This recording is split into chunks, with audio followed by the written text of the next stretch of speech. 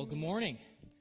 Good morning, good morning, good morning. My name is David, and like Luke said, I'm the site leader of our Exeter location. And I just want to say welcome to everyone on Facebook Live that's joining in today. We're so glad no matter where you are. I know there's a bunch of people away on vacation, probably getting away from this weather when they're probably nice and warm. So we're glad you're joining in on Facebook Live. And also the Exeter people. It is so exciting to hear and see that you guys are tuning in today as well. They're probably cheering. They always cheer when I'm there. So we can cheer for them again. Might as well. We're making it a ritual. But like I said, I'm the site leader of our Exeter location. I'm also on the teaching team here at Vital Point Church. And I love being part of the teaching team here. I love our church because we are one church with two locations. And kind of like our passion for our church is to dive into relevant series that can really speak to our hearts, that can speak to our lives and how we can move forward, not just from on Sundays, but all of the other days of the week. And I've loved this series that we're in right now called Resilient Life. It is an amazing series. It's really taught me a lot, and it's taught a lot of other people a lot of things of how to be resilient. We've learned how resilient people don't get crippled by the unknowns, that they understand that they can get through these things, that we don't have to be worried about life just hitting us in the chest or in the face, and we just take a step back and we're crippled by these things. We're learning that we can step forward and walk through these things. And it's an amazing thing that we get to do when we become resilient. I got to be honest, though. The first time I heard that we were doing the Resilient Life series, I thought of the time that I worked at Forest Cliff Camp. I was a counselor there for a little while, for one summer. That's as long as I lasted. It was. I'm surprised the kids survived because I had 8 to 12 boys for 8 weeks. Each week was different set of guys, and I'm surprised they survived. I'm surprised I survived, and I thought of this Resilient Life of that place teaches you how to be resilient. But one of the things that came to my mind about this place was the obstacle courses that they bought. They were amazing. They were huge. They were massive. And we would blow these things up, and the kids would be so jacked up to get through these things, right? Like you could just see the pure terror and fear and joy all mixed together about to run through this thing. But little did they know that we as counselors would be in the thing, where we would create harder problems to get through, where we would like throw things at them, soft things. Don't worry, no kids were hurt. I should say that.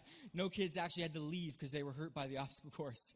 But they would get so jacked up, and they would run in, and we would surprise them and hit them with stuff, and they weren't hurt, and they had more fun, and they thought of more things of how to be determined, how to get through the obstacle course.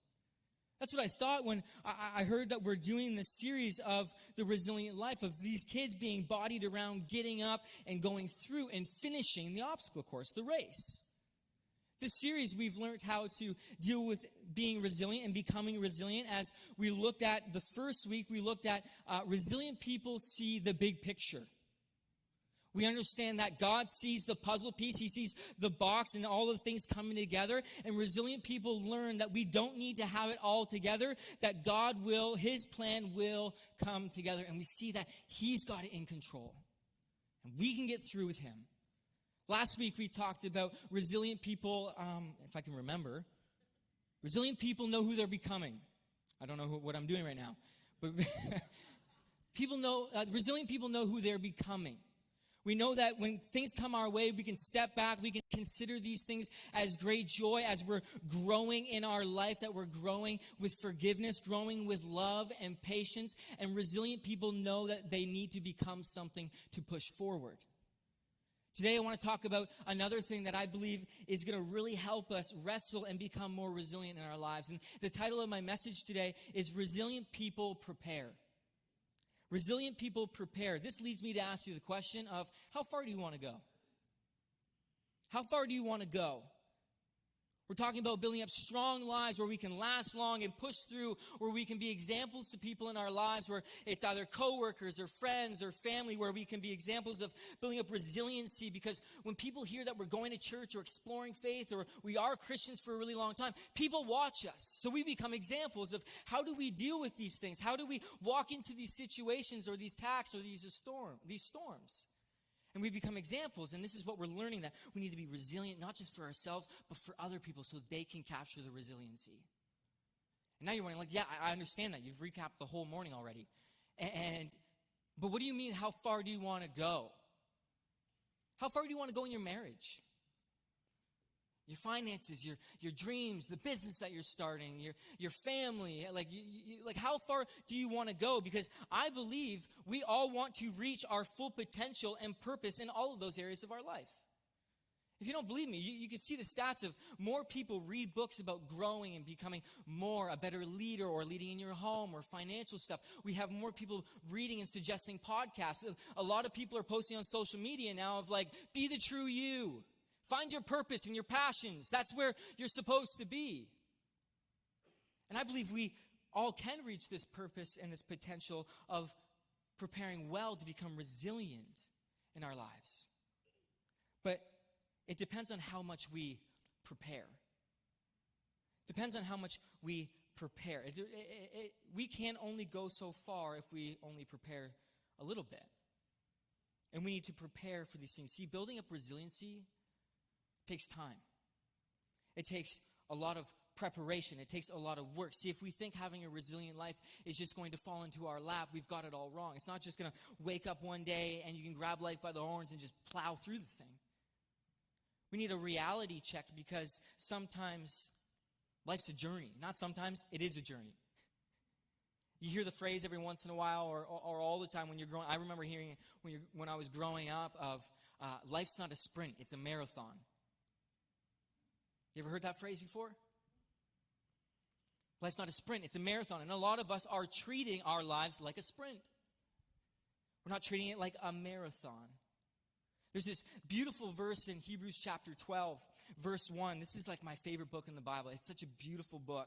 We don't even know who the writer is, but the writer talks about, therefore, since we are surrounded by such a huge crowd of witnesses to the life of faith, see, people are watching us. When they hear that we're coming to church on a Sunday morning, listen to a crazy young guy speak about something, they probably want to watch and see how you react to things. Is it really true? So we have witnesses when we are walking in faith and exploring faith.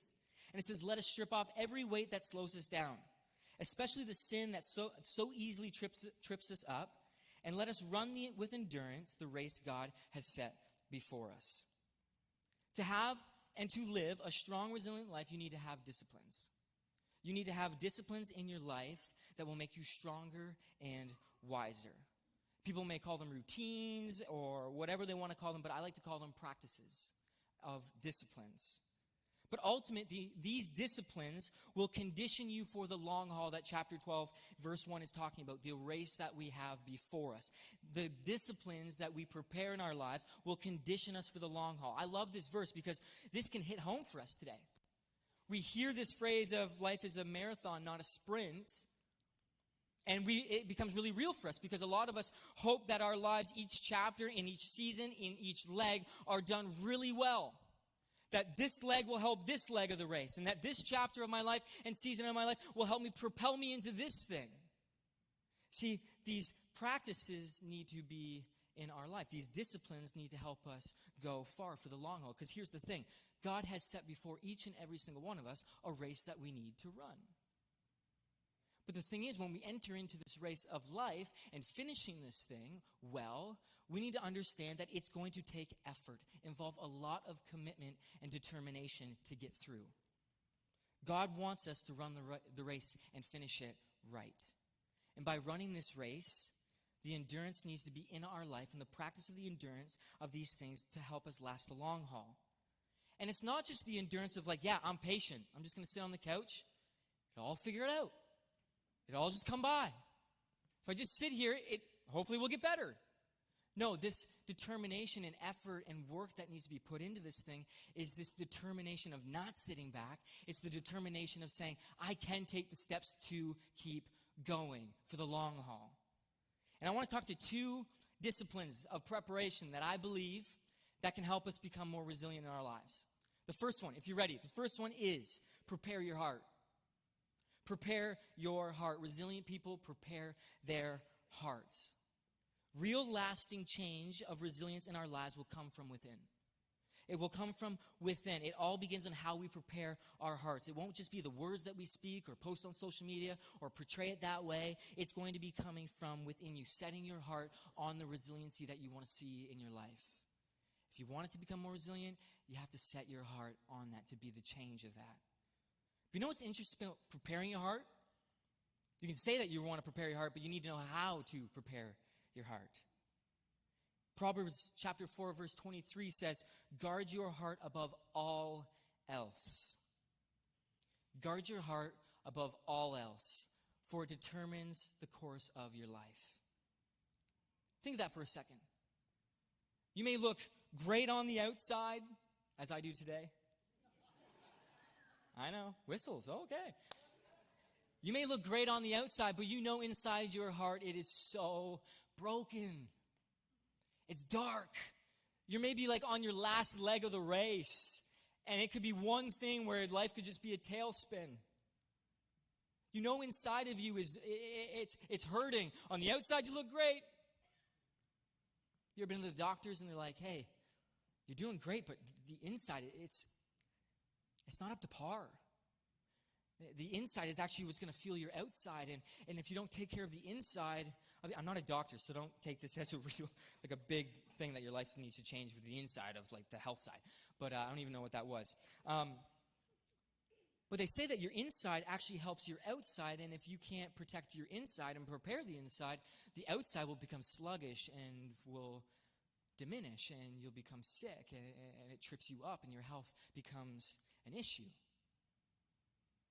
See, we might be all good on the outside where we got the muscles, you got the family, you got the car, you got the Instagram followers, the nails, the hair done. You've got it all done, but your inside? Your inside's on its last thread. Your heart is just broken. Is your heart prepared for the course of life that you're not ready for? The bankruptcy that you might have to declare? Or walking your kids through the divorce that you're about to do with your wife or your husband? Or maybe the firing that you were not ready for, where you walk in and then all of a sudden you're walking out with all your stuff. Is your heart prepared? Because your heart, like it says in Proverbs 4:23, it determines the course of your life. See, it's not just the blood pumping, the inside physical heart. The true fullness of your heart is your will of choices, your affections, your emotions, your discernment inside of you when life comes at you. Is your heart prepared for the course of life that's just going to maybe go in a tailspin or you're not just ready for? Because see, these things, the will of your choices and the trueness of your heart, of the affections and the discernment, these choices actually determine where your life's going to go.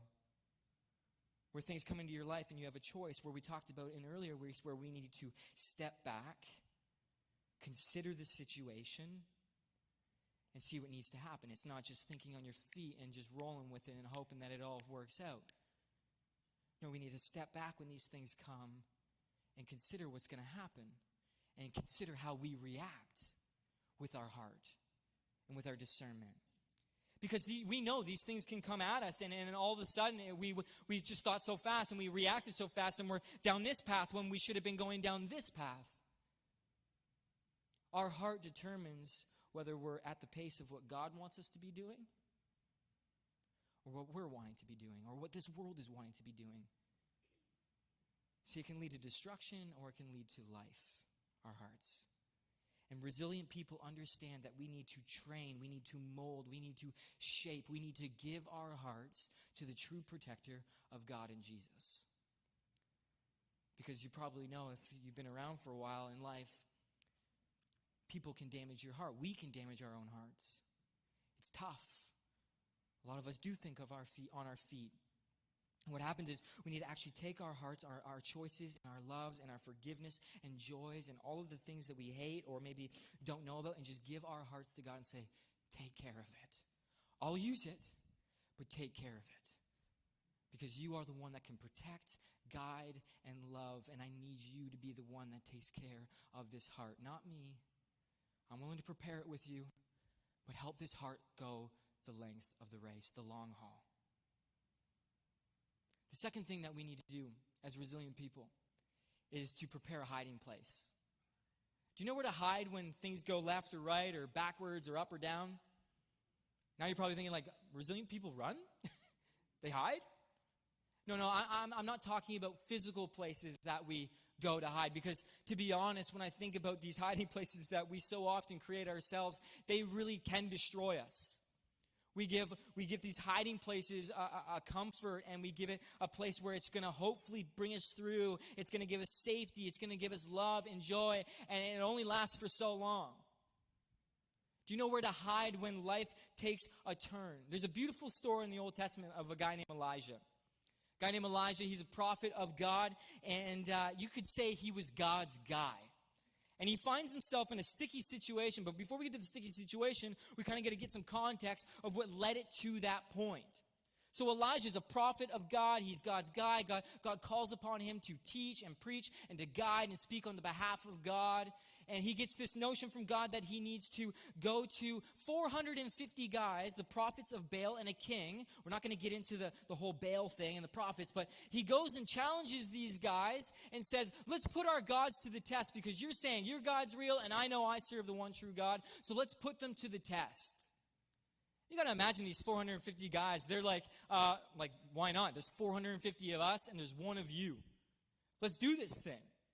So Elijah says, okay, grab 2 bulls, one for you and your God, and I'll take my bull and we'll prepare it, but don't sacrifice it like we usually do. Because we're going to call upon our gods to actually show that they're real. Whoever shows up will say, that's the God, okay? And the 450 guys are like, great, let's do this thing. So they start preparing their bull, they're cutting it, get the wood ready, and they don't set it on fire because they're going to call upon their God. And I can just imagine this happening, right? Elijah's all by himself, doing his thing, having a great time, watching them, seeing what they're doing. And these guys are probably dancing around, they're singing, they're hoping, they're praising, doing the hokey pokey, turning themselves around. And they're really just, that was supposed to be funny. And they're calling upon their God and nothing's happening. And Elijah's just in the story, he goes where's your God that you have so much faith in? And I can just imagine these guys being it's a back and forth thing. It's your turn. And he goes, okay, fine. It's my turn. So he comes up with this crazy idea. I don't know why he does this, but then we find out why, because that's how the Bible works sometimes. He decides to say, you know what, guys, grab a bunch of buckets of water and pour it all over my bull. Just dig a trench too and fill that up with water. And then I'll call upon my God. And these guys must think, you're crazy, dude. We can't even get ours. It's a dry bowl, and now you want a wet bowl. And you think your God's going to show up? And he's like, yeah. So they start doing it, and they fill the trenches, and they soak the bull in the wood, and all of this stuff happens. And Elijah goes, perfect. Absolutely perfect. Let's do this thing.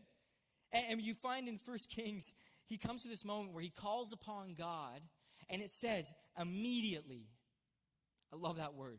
He calls upon God, and immediately the fire of the Lord flashed down from heaven and burned up the young bull, the wood, the stone, and the dust. It even licked up the water in the trench. And when all the people saw it, they fell face down on the ground and cried, the Lord, he is God. Yes, the Lord is God.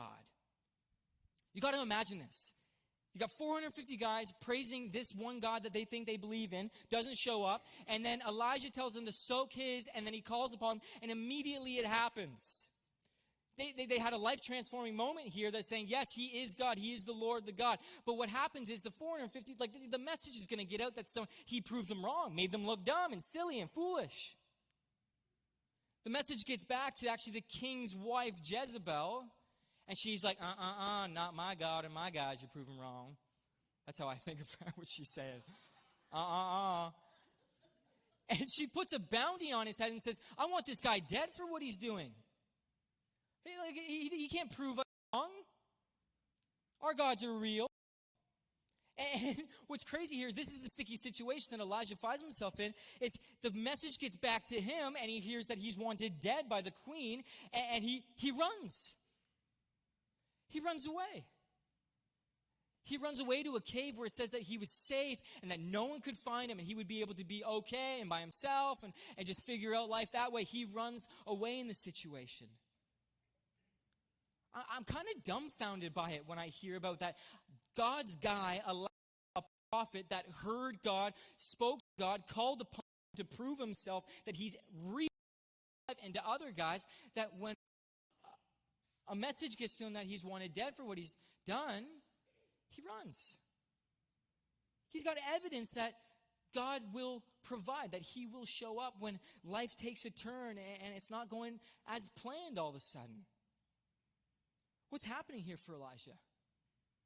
He's had his plan, had his moment. He's proven to these guys where his plan and his strategy worked out and God showed up.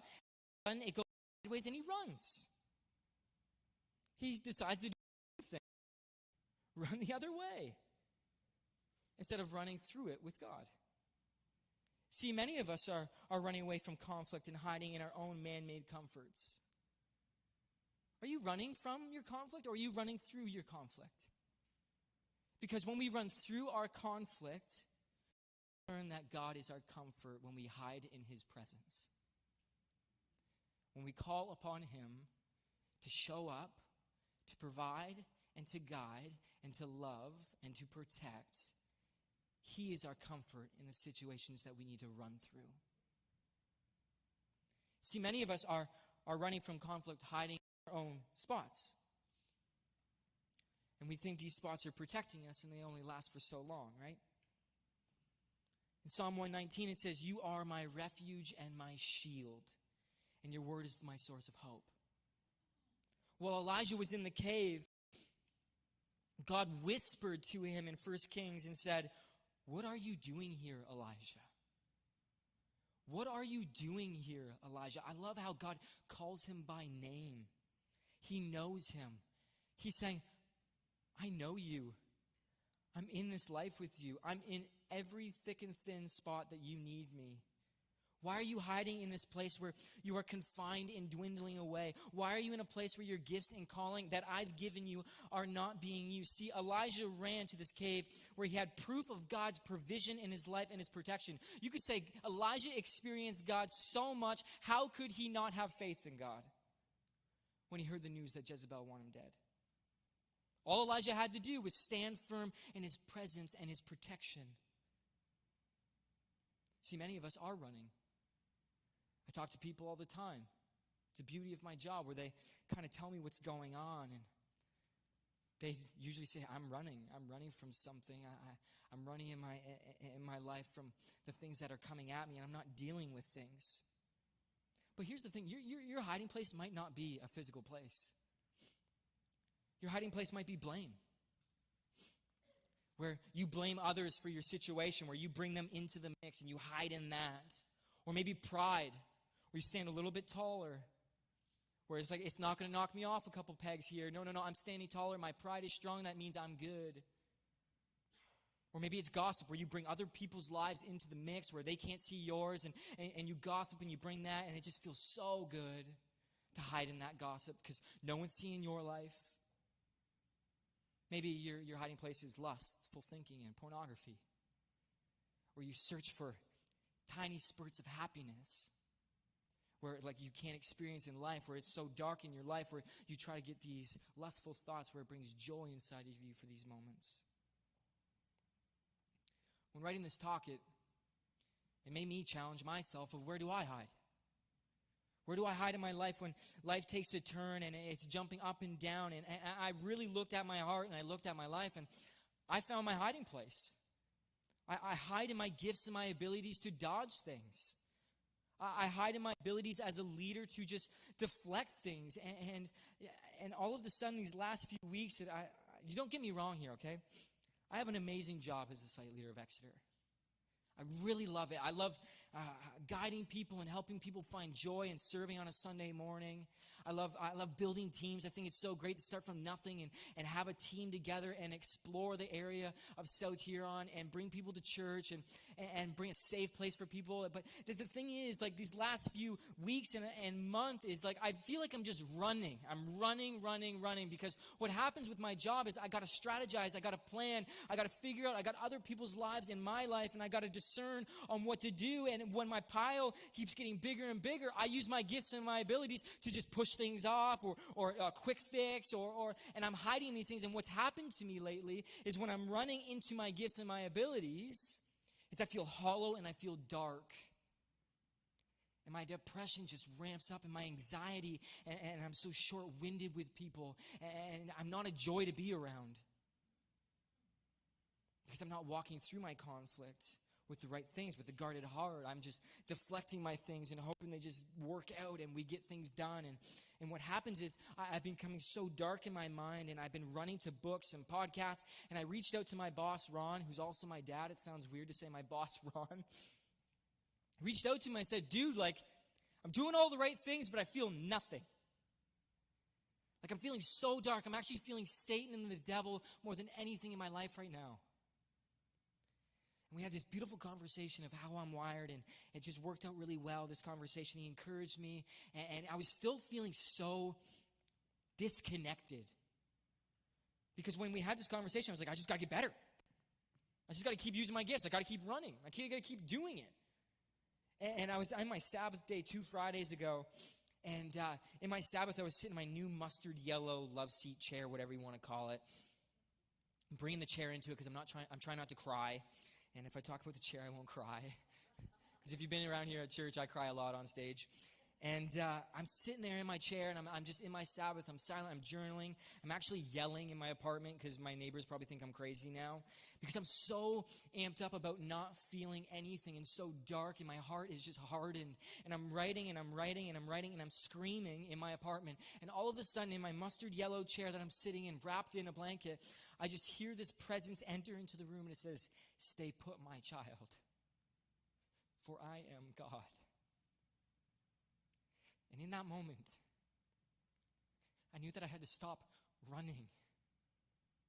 I had to stop running to my abilities to dodge things and deal with things that way when life gets tough. I noticed that I had to stand firm in His love, stand firm in His guidance, and I had to submit my heart again to Him. I had to prepare a hiding place in His presence to get through these moments of life that I've been facing. See, the problem with these places that we've created where we hide is God's not hiding in those places. He's not hiding in your pride saying, just stand taller. Or in your gossip saying, yep, bring them into it. He doesn't stand in my gifts and my abilities and just cheer me on from the bench, say, you keep going, you keep dodging. No, He whispers to me and calls us, each and every one of us, out of the cave and says, what are you doing here? What are you doing here, Susan? What are you doing here, Jeff? What are you doing here, Ray? What are you doing here in the cave where you're dwindling away, not using your gifts? Have you prepared a hiding place in His presence with a heart that's guarded by Him so you may use it to walk through these things? Calls us by name, to whispers us into a conversation and a life filled with walking through and becoming resilient with Him, guarding our hearts, moving forward with love, joy, peace, and hope. My final question for you today is, how far will you go? Looking at this conversation and looking at your heart and your hiding place, how long will you last in the race? How far will you be able to last? How long will your endurance take you on? Because here's the thing. If we don't do the prep work of guarding our hearts before the storms come and find the hiding place in His presence before the storm comes, we won't last. Our gifts and our abilities and our hiding places will only get us so far. How do we expect to bounce back and become stronger and wiser if we're relying on ourselves? I know I can't do it. I'm experiencing in my life that I can't make myself go that far. Do I want to last the full length of the race? Absolutely. God has set before us a race where we need to have endurance, and where that endurance comes from preparing your heart in the hiding place. But what's so interesting about this verse in chapter 12, verse 1 of Hebrews is it kind of sparks the idea of a marathon runner to me.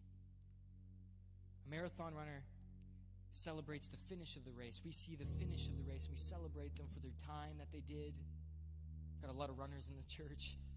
We celebrate them and we applaud them, but we don't celebrate the behind the closed doors training. And if we want to become resilient in our lives, we need to understand that the door that is closed, where no one sees the preparation, where we're giving our heart to God, saying, you protect it, where we find the closed door, where we say, I'm going to hide in your presence no matter what the storm is. Because resilient people prepare these things and understand that the door closed behind them where no one can see enters into an intimacy with God, where he gets to know you, he gets to call you by name, and he prepares that place where you hide just for you. And what's beautiful about the race that we run is that he's guiding us through those races, but he rewards us with peace at the very end of it. Listen to this song.